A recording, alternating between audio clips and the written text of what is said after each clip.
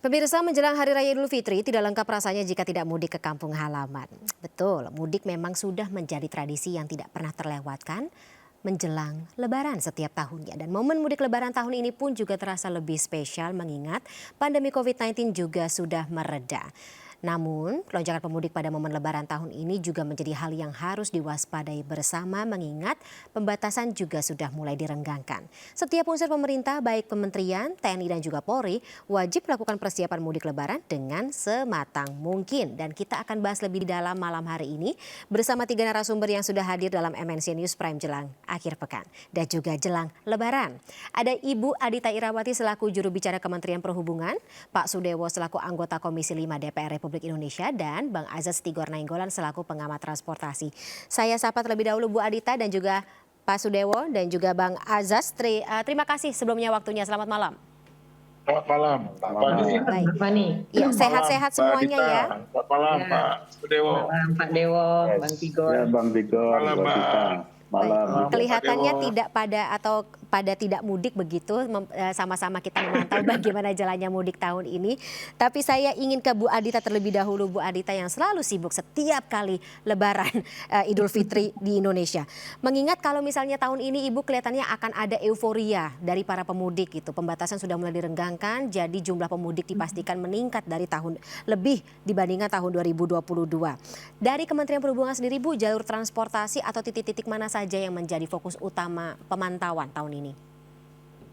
Ya Mbak Fani, jadi di tahun ini berdasarkan survei kami diprediksi tadi sudah disampaikan ya, ada 123,8 juta penduduk Indonesia yang akan melakukan perjalanan dengan tujuan tidak hanya mudik, ternyata itu juga bisa dengan tujuan apa saja. Ini akan melakukan perjalanan di masa periode Lebaran dan mudik 2023 ini. 75% diantaranya itu akan menggunakan angkutan jalan. Jadi seperti kendaraan pribadi roda 4, sepeda motor, kemudian kendaraan bis, dan juga mobil sewaan itu mendominasi. Ditambah lagi angkanya 62% akan ada di Pulau Jawa. Jadi tentu dengan data-data ini, hasil survei ini, kami memusatkan perhatian pada penanganan angkutan jalan dan juga tentunya ada beberapa lajur tol yang menuju ke penyeberangan. Karena ketika kita bicara angkutan darat, ini juga tujuannya tidak hanya ke arah timur, Jawa Tengah, Jawa Timur, atau Jawa Barat, tetapi juga ke Sumatera. Ini titik krusial dan tahun lalu kita melihat dua hal ini, jalan tol dan juga penyeberangan, itu memang menjadi satu hal yang harus kita perbaiki tahun ini. Transportasi umum yang lain relatif sudah baik ya, dan lebih bisa dikendalikan karena semuanya terintegrasi dan juga pembeliannya berdasarkan tiket. Jadi bisa diprediksi juga volume maupun juga tanggal keberangkatan. Jadi itu Mbak Fani, antara jalan tol, jalan arteri, dan juga penyeberangan. Ini adalah titik perhatian utama kami. Baik, jalan tol salah satunya yang tadi Ibu sebut. Hari ini baru saja kami juga dapat informasi Bu, ada tabrakan beruntun kalau nggak salah juga di sekitar jalur atau jalan tol yang ada di Pulau Jawa. Nanti saya akan cek lagi. Tapi mungkin dari imbauan dari Kementerian Perhubungan sendiri Bu, ketika memang kecelakaan yang melibatkan kendaraan pribadi dan juga truk atau kontainer seperti itu rentan sekali terjadi di jalan tol. Bagaimana antisipasi dari mungkin Kementerian Perhubungan dan juga tentunya pihak Jasa Marga dan juga Dirlantas? Baik, di masa mudik ini memang mau tidak mau kita harus melakukan berbagai upaya rekayasa ya Mbak. Yes. Karena ketika kita bicara jutaan kendaraan akan melewati jalan tol atau arteri, kalau tidak dilakukan rekayasa tentu jalan-jalan itu tidak akan bisa muat kapasitasnya.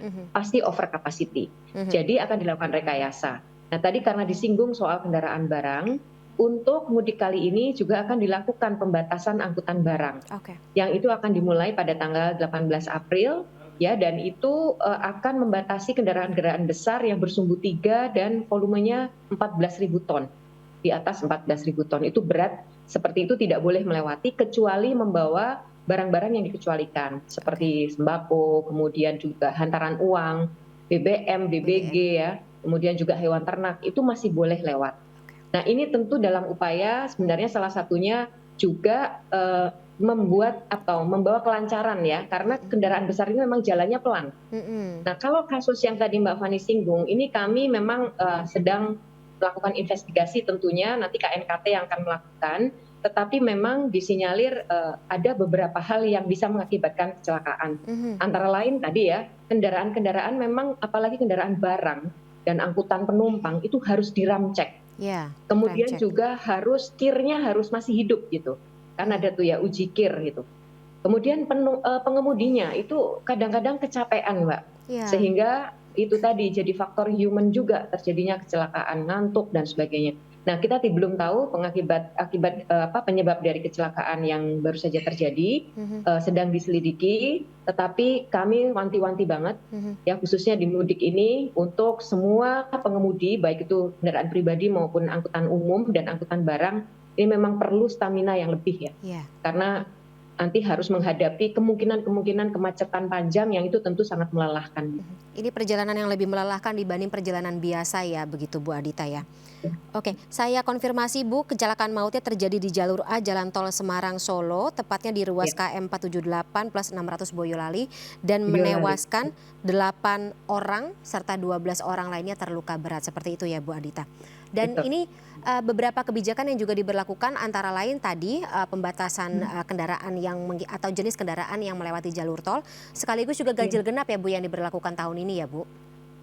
Betul, ada tiga rekayasa jalan tol. Ini kita akan terapkan mulai tanggal 18 April, jadi nanti mulai hari Selasa sampai 21 April. Ini memang kita identifikasi sebagai puncaknya mudik ya. Jadi memang dilakukan rekayasa dan itu ada 3 skema, Mbak. Jadi mulai dari one way, kontraflow sampai ganjil genap. Semuanya akan diberlakukan serentak ya. Dan jadwalnya juga sudah dipublikasikan ke masyarakat, semuanya untuk persiapan masyarakat juga. Namun harus diingat bahwa ada kemungkinan juga dilakukannya perubahan-perubahan secara melihat situasi di lapangan, situasional. Karena bisa jadi rekayasa yang diterapkan bisa jadi ternyata masih belum cukup untuk membuat kelancaran lalu lintas. Sehingga sangat mungkin kepolisian itu melakukan beberapa hal yang terkait dengan kondisi lapangan di luar dari yang sudah dijadwalkan. Itu sangat mungkin, Mbak. Jadi ini yang mungkin perlu juga pemahaman dari masyarakat dan bersiap juga ya melihat jadwalnya ini juga sudah ditampilkan. Antisipasi juga dari masyarakat. Baik, saya beralih kepada Pak Sudewo. Pak Sudewo, mudik juga nggak Pak tahun ini? Mudik dong, itu pasti. Kemana, karena punya daerah pemilihan dan juga punya sanak saudara jadi silaturahminya ke semua orang ya Pak ya? Semua orang ya, masih punya mertua juga Mbak. Oke, Masya Allah. Nggak apa-apa Pak, jadi merekatkan semuanya hubungan hablum minanas, hubungan sesama manusia. Tapi kalau boleh tahu Pak, jalur tempat Bapak atau jalur tempat nanti Bapak akan melakukan perjalanan mudik ini juga tentunya menjadi salah satu pertimbangan dalam rapat bersama Kemenhub, kemudian juga beberapa pihak terkait dengan mitigasi puncak arus mudik atau kemacetan yang biasa terjadi setiap kali arus mudik Lebaran tiba ya. Saya bicara cara umum dulu ya. Monggo. Bahwa disampaikan oleh Bu Adita itu merupakan jawaban dari pertanyaan saya selama ini, karena dari hasil survei itu kan sebesar 123,8 juta yang akan melakukan mudik dan arus balik. Pertanyaan saya apa iya hanya sampai sebesar itu? Tapi sekarang sudah dijawab oleh Bu Adita. Itu tidak hanya karena mudik dan arus balik, tetapi semua orang akan bergerak pada rentang waktu mudik dan balik itu. Jadi pelonjakannya memang sangat luar biasa. Terjadi euforia pergerakan itu oleh karena 2 tahun sebelumnya tidak pernah menikmati suasana Lebaran ini. Jadi saya hanya ingin menambahkan saja bahwa dari 75% jumlah orang yang akan bergerak itu menggunakan angkutan jalan, ya, transportasi darat. Maka konsentrasi memang lebih banyak diperhatikan ke angkutan jalan, yaitu jalan arteri biasa, baik itu jalan nasional, jalan provinsi, jalan kabupaten maupun jalan tol.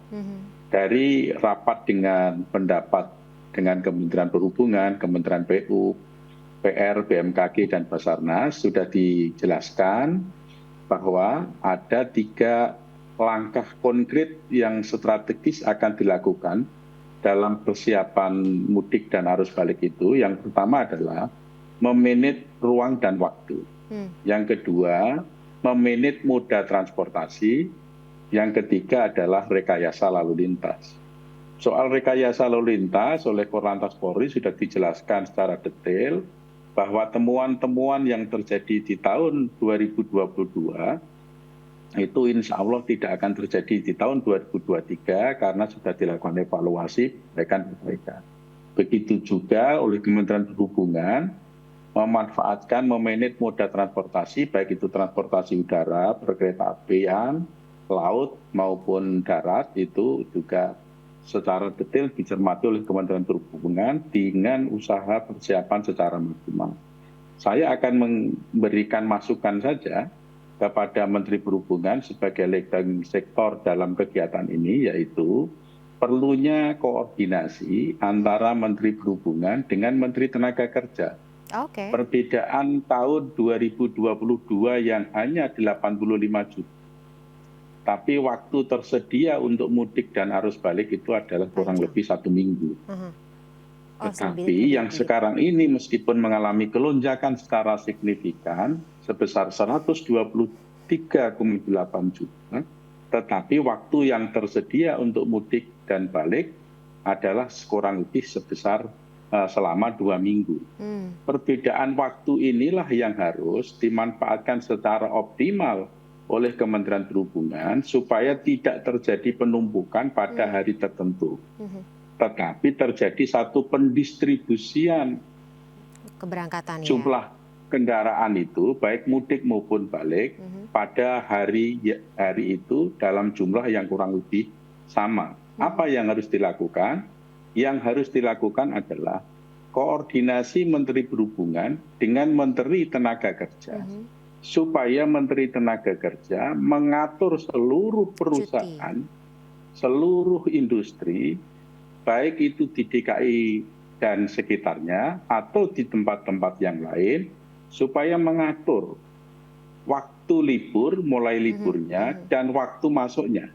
Ataupun kalau waktu liburnya sama dan waktu masuk perusahaannya sama, tetapi waktu mudiknya itu dihimbau oleh masing-masing perusahaan dalam kontrol Kementerian Tenaga Kerja supaya ditentukan waktu dia mudik dan ditentukan waktu dia balik kembali lagi ke Jakarta atau ke kota-kota besar yang lain. Jadi ini penting supaya ada pendistribusian kendaraan terhadap waktu tersebut. Jadi inilah yang saya maksud memanage ruang dan waktu. Kalau memanage ruang, memanage jalan itu minim sekali yang bisa kita lakukan.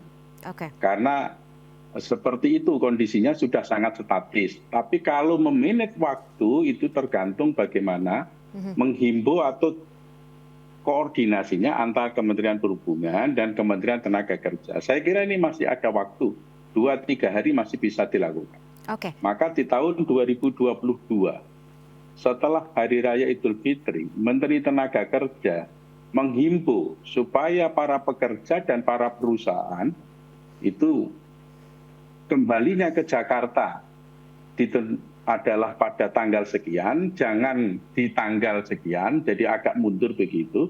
Itu maksud supaya tidak terjadi penumpukan, tidak kredit, tetapi itu tidak ada gunanya, tidak akan efektif. Maka evaluasi dari 2022 di tahun sekarang ini lakukan koordinasi Menteri Perhubungan dengan Menteri Tenaga Kerja. Itu pertama yang saya kasih masukan kepada Mbak Adita, kepada Menteri Perhubungan. Begitu, Pak. Baik, jadi kalau bisa saya ambil poinnya, garis besarnya adalah harus ada koordinasi yang lebih terintegrasi antara 3 kementerian begitu ya. Tidak hanya dari Kementerian Perhubungan, Kementerian PUPR terkait dengan infrastruktur, tetapi juga dari Kementerian Tenaga Kerja untuk mengatur jadwal cuti dari para pekerja masing-masing supaya terdistribusi dengan baik. Baik, kalau begitu saya konfirmasi kepada Bang Tigor. Bang Tigor, kalau dari perspektif Anda, apakah memang solusi-solusi seperti inilah yang menjadi kunci utama untuk bisa kita minimalisir yang namanya kemacetan setiap arus mudik atau arus balik Lebaran? Ya, kalau saya lihat kesiapan pemerintah sekarang ini sangat maksimal ya. Artinya dari hasil survei yang disampaikan oleh Mbak Adita tadi, ya ada survei yang menunjukkan peningkatan angka pemudik. Dan itu juga sudah diumumkan oleh Presiden Jokowi bahwa ada sekitar 123,8 juta pemudik.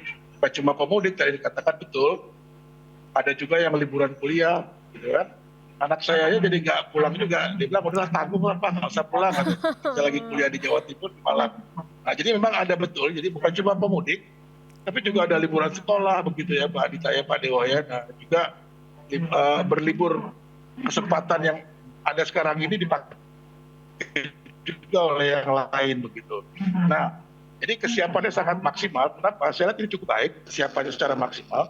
Walaupun memang ada beberapa teman saya atau informasi yang mengatakan sepertinya lonjakan pemudiknya tidak begitu karena ada situasi-situasi di mana secara ekonomi kondisi lagi agak sulit saat ini.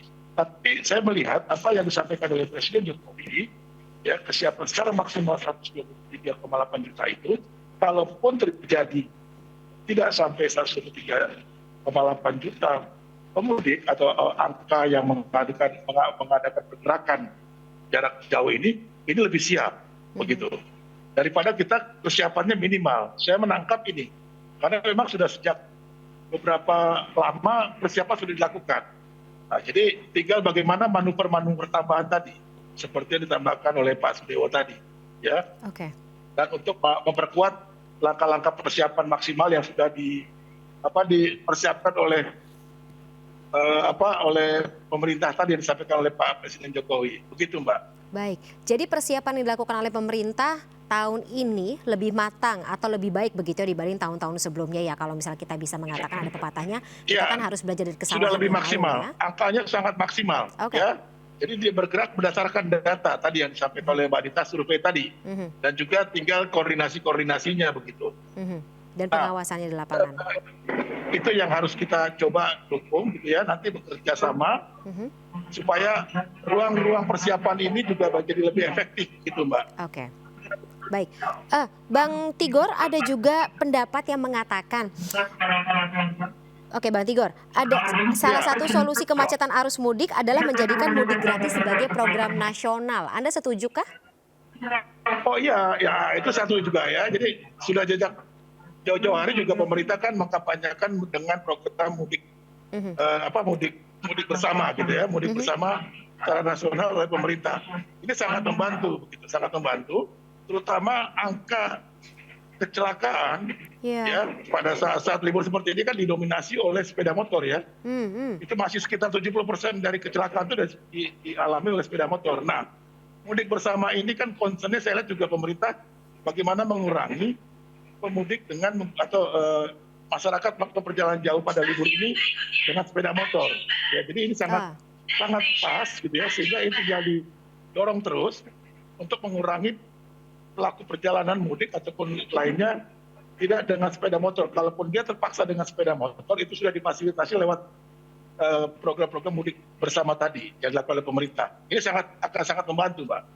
Oke. Mengurangi para pemotor ya yang akan mudik. Tapi Bang Tigor, kalau dari data Anda, pemotor atau jumlah pemotor yang melakukan mudik, ini ada berapa persen dari keseluruhan total pemudik yang melakukan perjalanan arus mudik gitu tiap tahunnya? Para pemotor. Saya angka pastinya tidak tahu, tapi ini sangat tinggi, Mbak. Apalagi mengingat mereka kan menghindari biaya tinggi dalam perjalanan mereka gitu ya, dengan transportasi publik gitu loh. Nah, Pak, sementara kan kendaraan yang digunakan kan kendaraan yang sebetulnya tidak bisa dipakai untuk jarak jauh. Jarak jauh, betul. Nah, ini yang saya apresiasi dengan program mudik bersama itu, dan juga dibantu nanti di jalan-jalan di perjalanan mereka juga kalau memang terpaksanya mereka menggunakan sepeda motor, diawasi secara ketat, gitu Mbak. Baik, saya mendengar suara kereta di belakangnya Bang Tigor langsung senang gitu karena sesama anak kereta begitu mendengarnya. Seperti diingatkan begitu untuk kembali melakukan perjalanan pulang dengan transportasi umum instead of transportasi pribadi.